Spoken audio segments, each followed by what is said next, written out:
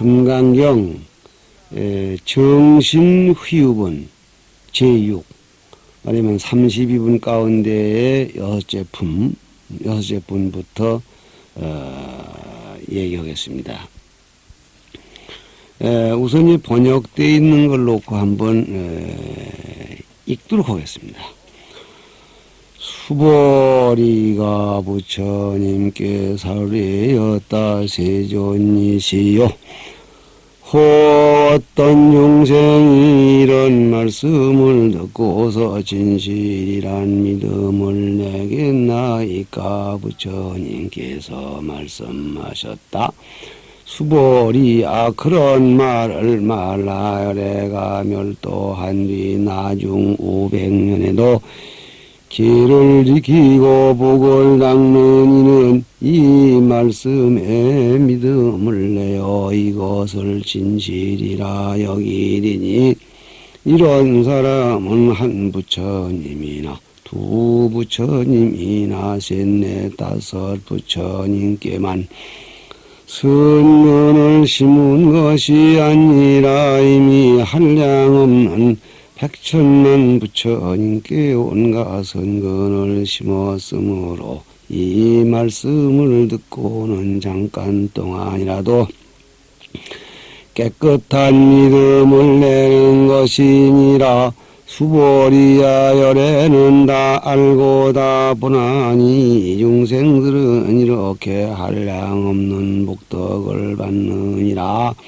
무슨 까닭인가 하면 이 중생들은 나상, 인상, 중생상, 수자상이 전혀 없으며 법상도 없고 비법상도 없기 때문이니라. 무슨 까닭인가 하면 이 중생들이 만일 마음이 모양다리에 걸리면 이는 무아상, 인상, 중생상, 수자상에 집착되는 것이기 때문이라.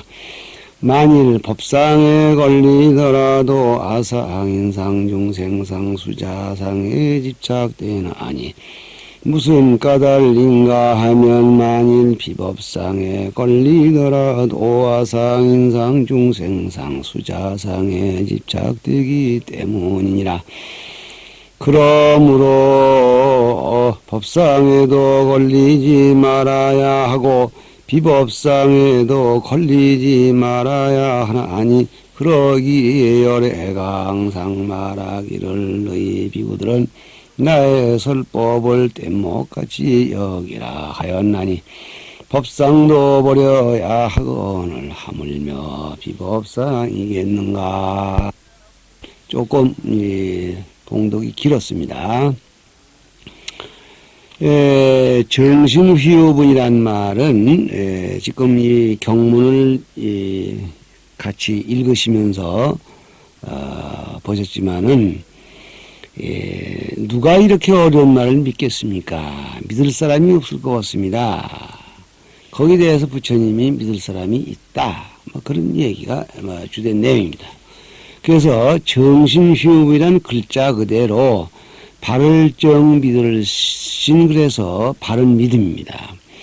그 다음에 이제 휘자는 두물휘 있으려, 드물게 있다. 저 바른 믿음을 내는 이가 있기가 쉽지 않겠다. 그래서 드물게 있겠다.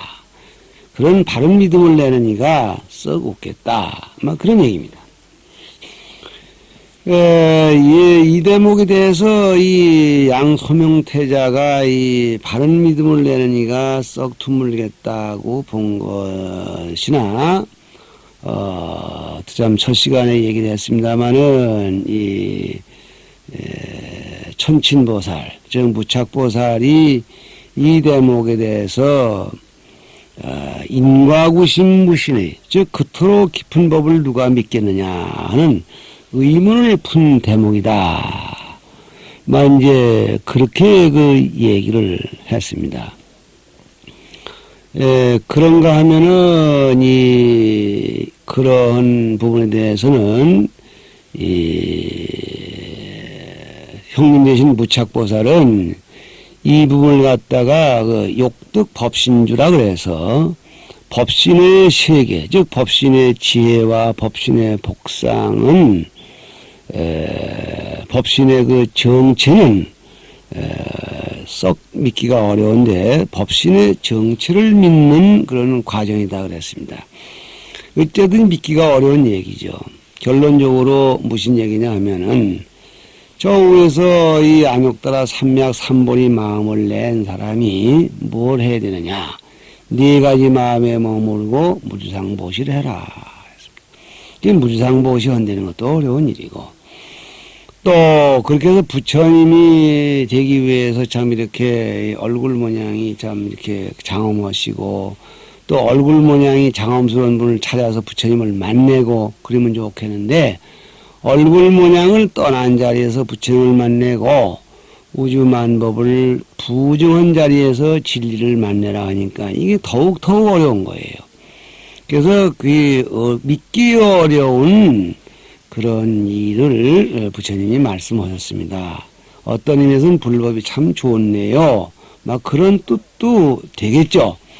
그래서 이 믿기 어려운 그래서 정신휘분 그렇게 말씀하신 이상 얘기를 있는 그대로 정리대로 정량대로 받아들일 사람이 썩 묻겠습니다. 막 그렇게 지금 수보리 존자가 질문한 거죠.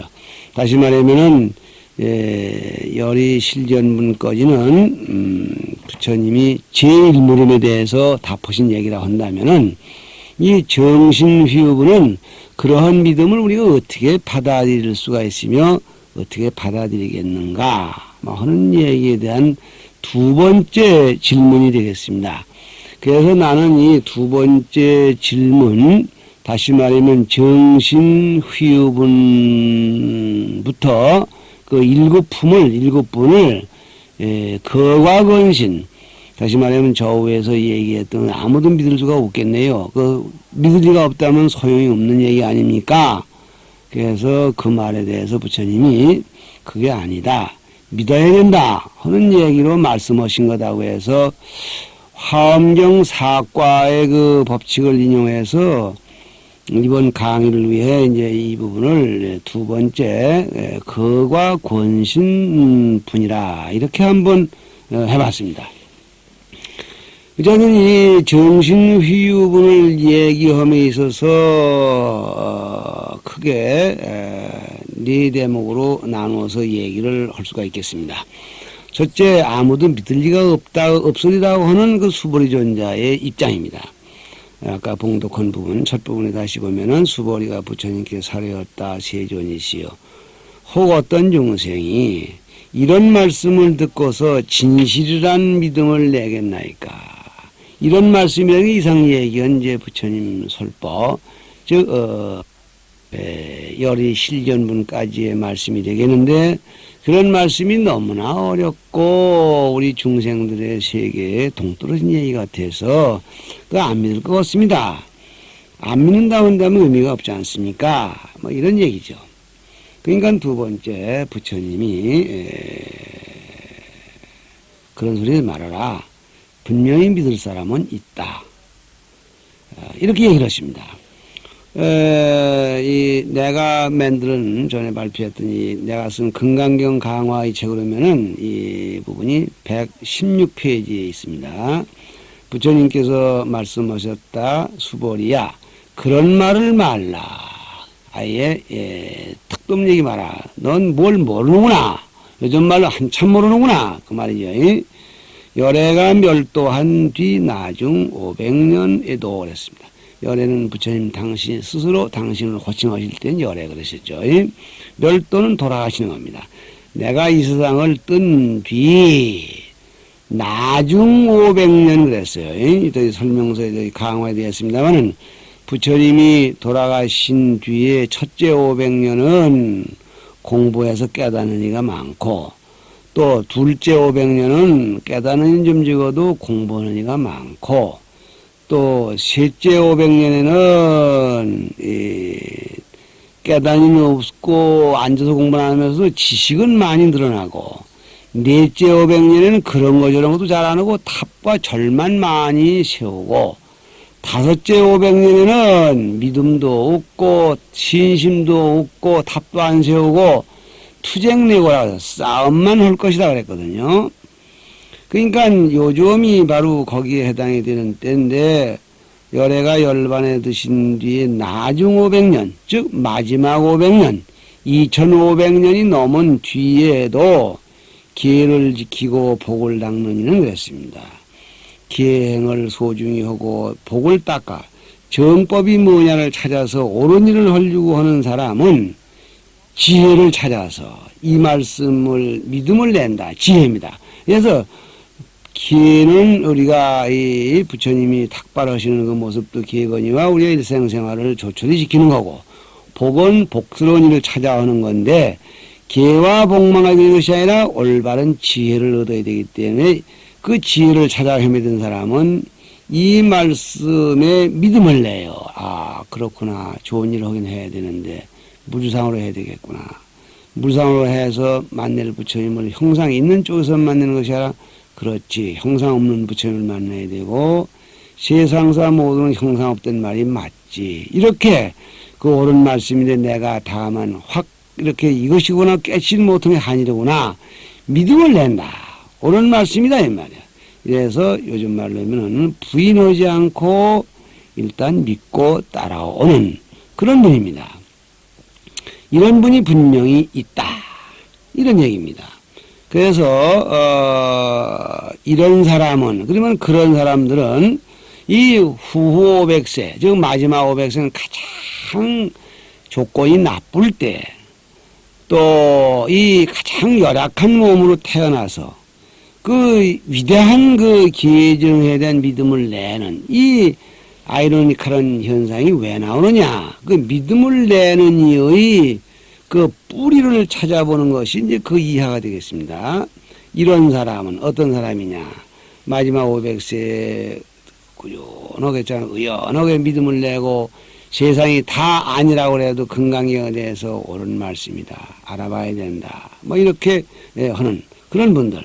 뭐 예를 들자면 이 바쁜 시간에 이 시간 기다렸다가 지금 라디오를 딱 틀어서 어디 갔다 쫓아 들어와서 지금 틀어놓고 또 바쁘면 또 녹음이라도 시켜놨다 듣는 그런 분들 여러분들이 여기에 똑 떨어지게 해당되는 이런 사람에 속합니다. 이런 사람은 즉 어려운 여건 속에서도 금강경에 대한 믿음을 놓지 않고 여기에 진리가 있다 알아봐야 된다 하고 달려든 사람들은 어떤 사람들이냐. 우선 첫째 과거에 좋은 일을 많이 했다 그런 얘기입니다. 어떤 일을 했을까.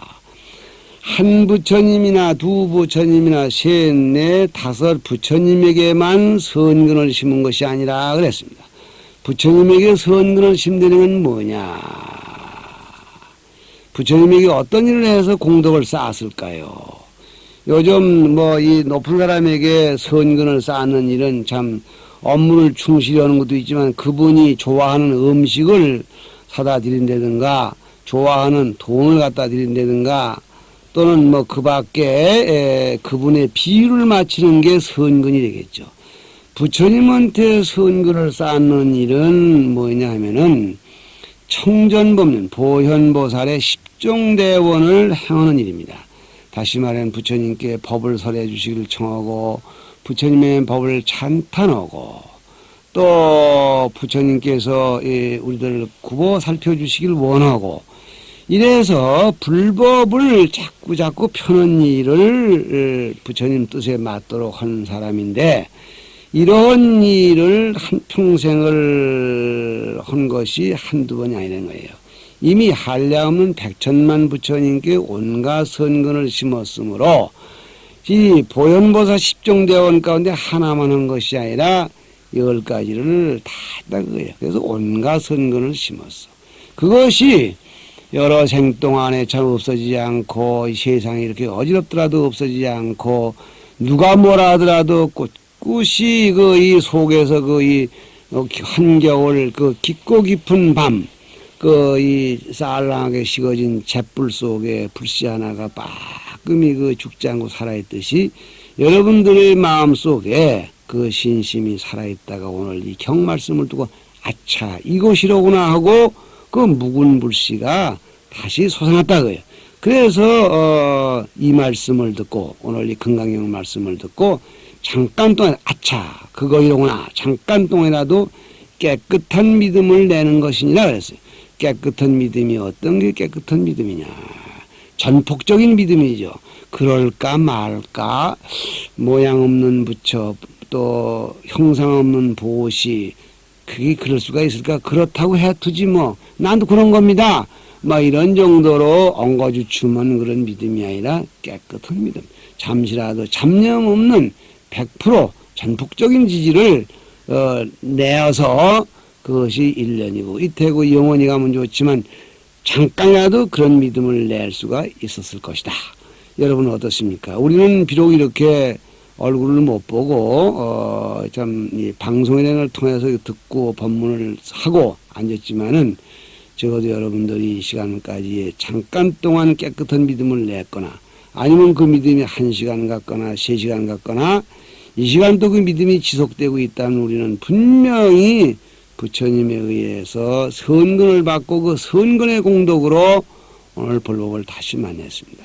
아울러 이 선근은 여러분들이 전생에 심은 것이지만 아울러 이 온 우리의 중생들 누려야 할 선근이며 우리가 잘 가꿔야 할 책무를 가지고 있는 겁니다. 여러분 분발합시다. 또 그러한 분들이 믿음을 내는 두 번째 이유를 얘기를 하고 있는데 이것은 수보리아 열애는 다 알고 다 보나니 이랬습니다. 이거는 좋은 벗의 배경 즉 부처님이 뒤에서 우리를 봐주신다 그거예요. 다 알고 다 본다. 다 알면 됐지 왜 본다는 얘기가 겹치느냐. 알기만 하고 못 보면 짐작이 아니냐. 보기만 하고 알지 못하면 눈앞에만 보지 않느냐. 그래서 다 아는 듯이 보고 다 보는 듯이 아신다. 그럼 뭘 아느냐. 이 중생들은 이렇게 한량없는 복을 받느니라 그랬어요. 깨끗한 믿음을 낸 그 공덕으로 여러 부처님께 심은 공덕을 다 받게 된다는 걸 부처님은 보장하고 담보하신다. 그러한 것을 부처님이 이렇게 뒷받침해 주시고 보증해 주시는 그러한 공덕이 있음으로 해서 금생에 자신 있게 어려운 고비에서도 조금 더 주춤하지 않고 믿음을 낼 수 있다. 그런 얘기입니다. 여러분 생각해보면 우리는 참 그야말로 선택받은 백성이라는 말을 하고 있는데 선택받은 백성이라 부처님의 모든 그 이 신념과 힘이 우리에게 내려져 있음을 우리는 알 수 있습니다. 그 어찌 눈물 날 일이 아니겠습니까?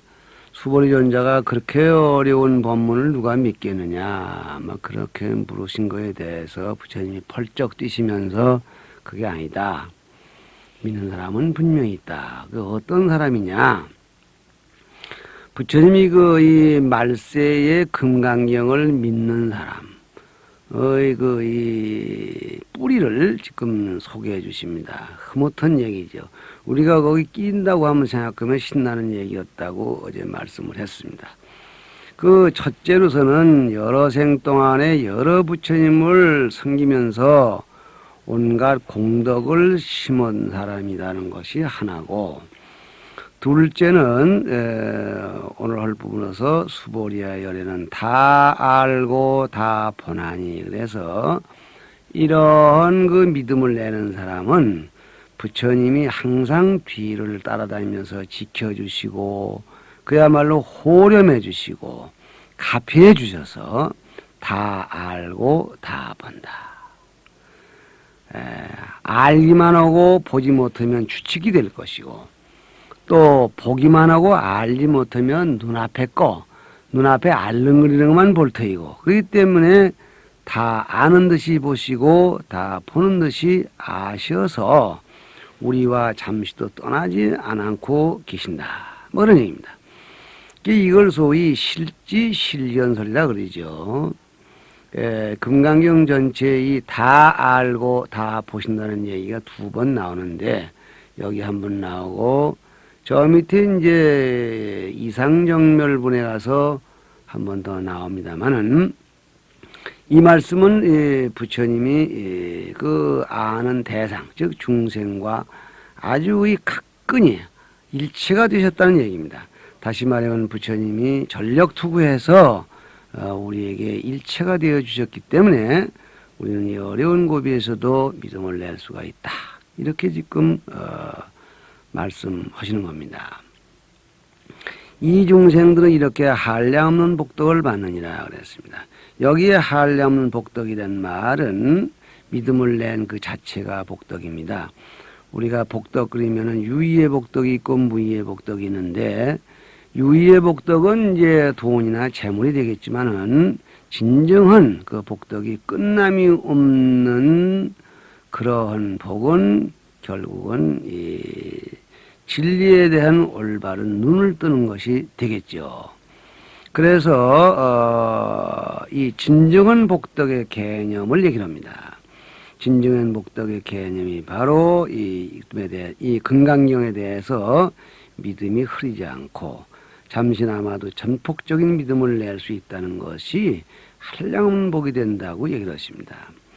무슨 까닭인 게 어째서 이렇게 잠깐 믿음을 내도 한량없는 복덕이 되는가 하면 이 중생들은 역시 아상인상 중생상 수자상이 전혀 없기 때문이다 그랬습니다. 아상인상 중생상은 앞 시간에도 이제 한번 얘기를 했습니다만은 금강경에서 늘 그 배척하려는 사상입니다. 이 네 가지 상이 없어야 전도되지 않는 그런 정확한 올바로 선 그러한 그 신앙이 된다고 했습니다. 그래서 이 아상인상 중생상 내로라 하는 생각 인상은 그 다음에 나라는 걸 꼭 붙여서 나는 사람이지 나무나 돌도 아니고 나는 사람이지 짐승도 아니고 나는 사람이지 귀신도 아니고 그래서 어쩌면은 뭐 천지지간 만물지 중에 유인이책이라 그 사람이라는 사실을 강조하는 얘기입니다. 중생상은 나는 여러 가지 조건을 가지고 살아간다. 나는 여러 가지 유리한 조건을 가지고 있어서 남의 밑에 들어가거나 고생을 해서는 안 된다. 뭐 그런 등의 생각입니다. 수자상은 나는 일정한 기간 동안 살아남을 수 있는 명을 가지고 있는 사람이다. 있는 존재이다.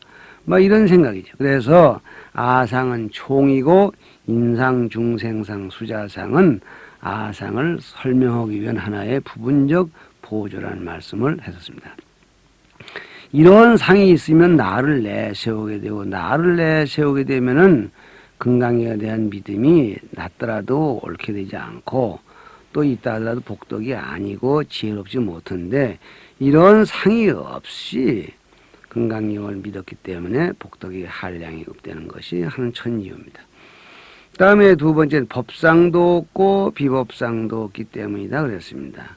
아상인상 중생상을 여인 자리는 그 여법하겠구나 그렇게 되니까 아상중생 수자상을 여이면은 여법한 그 상이구나 하는 그런 생각에서도 벗어났다. 그런 생각도 없는 줄 알고 그러면은 법이라는 것이 없는 자리가 또 정법이구나. 비법상 법이라는 게 아니라 해야 되겠구나. 즉 아닐 빗자는 없을 무자로 보는 게 무방합니다. 그래서 법이 아상인상을 여인 자리에 바른 법이 있겠다 하는 상도 여의고 또 법이 있겠구나 하는 상 가지고는 안 된다. 여의해야 된다 하니까 그러면 법이 없다는 생각에 머물러야 되는가? 그 생각도 없고 도대체가 무엇이 좋다 이런 생각을 내면 벌써 착이고 그냥 맑은 거울이라는 생각조차 없는 상태가 되기를 요합니다. 생각이 잠시나마 그렇게 될 때에 모든 사물이 뒤바뀌지 않고 바로 보이고 바로 행할 수 있으므로 그런 분에게는 무량한 복덕이 된다는 겁니다. 이 두 번째는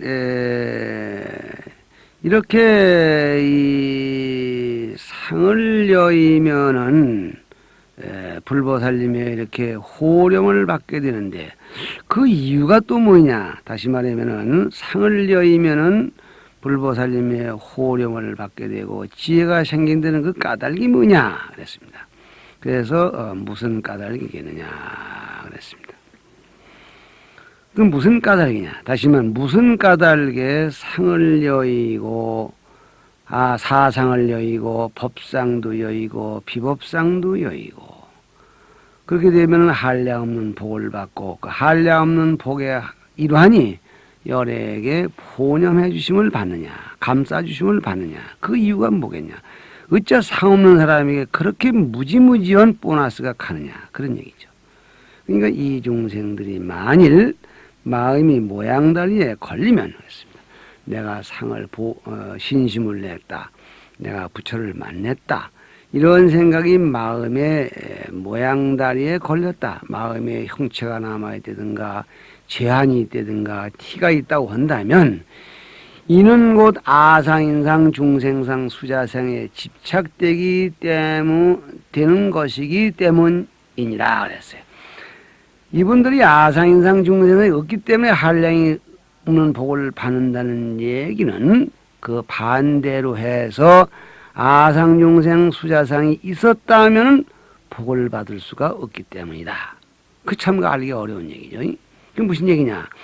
다시 말하면은 아상인상 중생상이 없는 상태에는 대문을 활짝 열어놓고 사방 바람이 들어오는 것과 같고 아상인상 중생상 수자상이 있는 상태는 그 나라는 걸 내세우고 남을 부중하느라고 문을 꼭꼭 닫아 놓으니까 밖에 바람이 한 점도 들어오지 못하는 것 같죠. 그러니까 문제는 부처님의 호령을 받고 부처님의 무량하신 그 복을 받고 하는 그 관건이 아상이 없기 때문이라 했는데 아상이 없으면 복을 받는 이유는 아상이 있으면 복을 못 받기 때문이다. 이 얘기는 참으로 이게 단순해요. 왜 저 사람은 앉았느냐? 섰지 않으니까 앉았지. 왜 저 사람은 섰느냐? 앉았지 않으니까 섰지. 뭐 이런 얘기가 되죠. 그래서 문제는 아상이 등 사상이 있으면 꼭 다쳤어. 그래서 복이 들어갈 근육도 없고 부처님이 가피해 주실 길도 없고 그러니까 상을 여였기 때문에 복을 받는다는 얘기는 반증이 되는 것이죠. 만일 법상에 걸리더라도 아상인상 수자상에 집착되나니 그랬습니다. 여우에서 법상도 없고 비법상도 없다는 얘기를 했는데 이렇게 말하니까 이제 혹 어떤 사람이 그러면 법상은 그냥 두어야 될 텐데 왜 법상까지도 이렇게 버려야 되는가? 법상은 정법이요, 착한 법이요, 옳은 법인데 왜 그것까지 버려야 된다고 하는가? 그거에 대한 의문이 찝찝하게 남으니까 그게 아니라 법상이라는 것도 걸리면 그것도 아상인상에 나는 정법을 알고 있노라 하는 생각도 결국은 따지고 보면 아상인상, 중생상, 수자상이다. 이건 마치 선문에서 다뉴 서모 즉시진 조그만치만 깨달았던 생각이 남았다 하더라도 이것은 티다. 그런 얘기입니다. 다른 경전에 보다는 강림이라는 말이 있습니다. 강림이 마지막으로 미혹을 깨닫고 부처가 돼야 되겠다 하는 그 미혹이 아주 진짜 무서운 미혹입니다. 부처니 한 중생이 부처가 되기 위해서 3대 아승직업을 닦아야 되는데 사면을 닦기 위해서 1아승지가 걸리고 십지에 올라와서 구지까지를 닦는데 제2아승지가 걸리고 제10지에서 강림이를 끊기 위해서 또 1아승지가 걸립니다. 그러니 얼마나 이게 어려운 겁니까? 그러니까 법상에 걸리더라도 법상이 있다는 생각을 한다면 그것도 또한 아상인상 중생 수장에 걸리나니 무슨 까닭인가 하면 만일 비법상에 걸리더라도 아상인상 중생상에 걸리기 때문이라 이랬네요. 그러니까 무슨 까닭인가 그래놓고 말이 확 뛰어버렸습니다.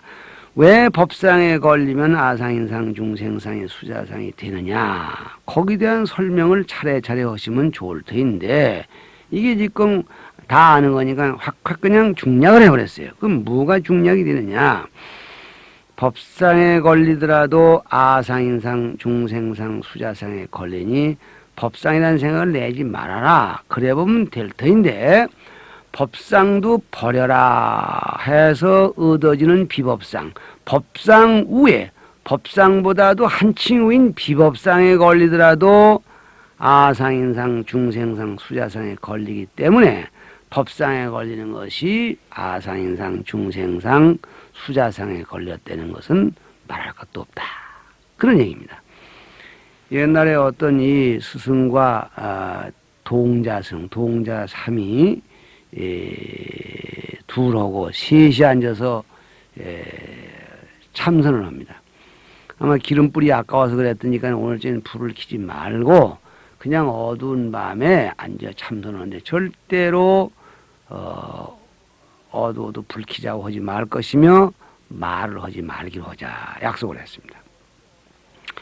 그런데 이 어두워지니까 제일 꼬마 동생이 어두우니까 무섭거든요. 기다리다 참다 못해 불 좀 켜 아주 진짜 무서워서 안 좋아 켜 그랬단 말이야.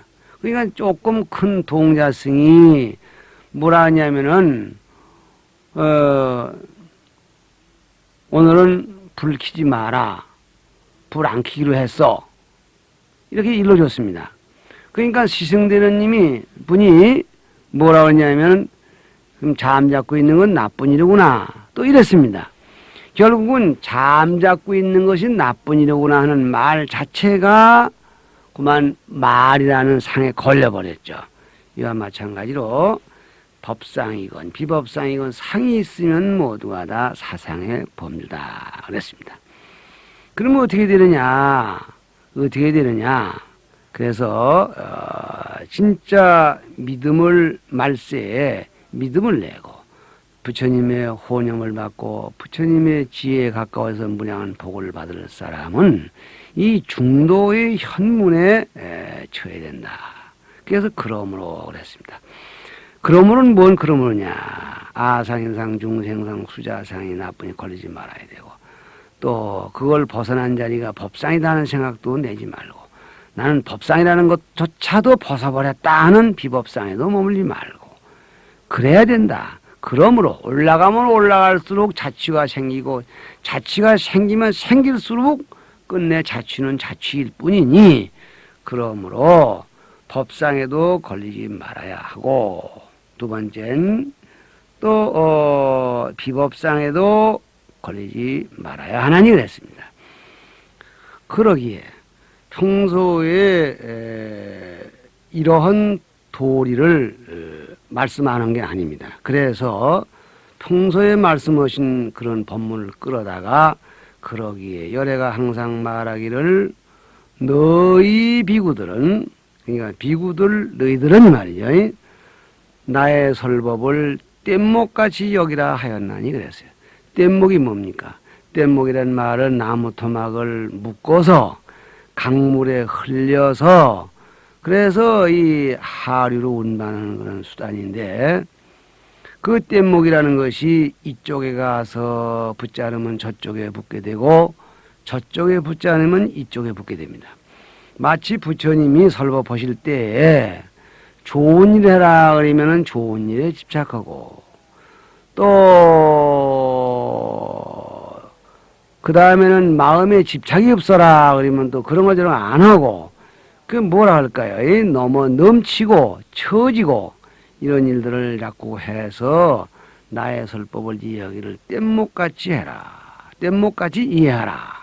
어느 한쪽으로 치우치는 일이 없도록 해라. 그런 말씀을 평소에 하지 않았느냐. 그러니 오늘의 경우에도 법상에도 머물지 말고 비법상에도 머물지 말라. 그래서 옳은 법이다, 비른 법이다 하는, 틀린 법이다 하는 그러한 상에 어느 쪽에도 들어앉지 말고 오직 아상, 인상, 중생상, 수자상이 없이 마치 이 소반 위에 구슬을 내놓으면 걸림없이 돌돌 굴고 천의 무봉 하늘사람의 옷을 천상에 허를 날리나무는 장애가 없듯이 막힘이 없어라. 그래서 법상도 보려하거늘 정법이라는 생각도 버려야 한다.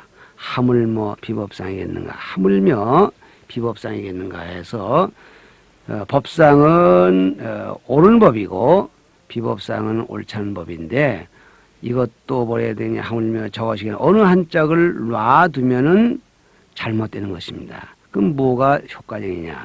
이걸 다 초월한 자리에 사상을 초월하고 중도를 바로 이해하고 그럼으로써만이 부처님을 만나 뵐 수가 있다. 이래서 이 단원이 끝이 나는 겁니다.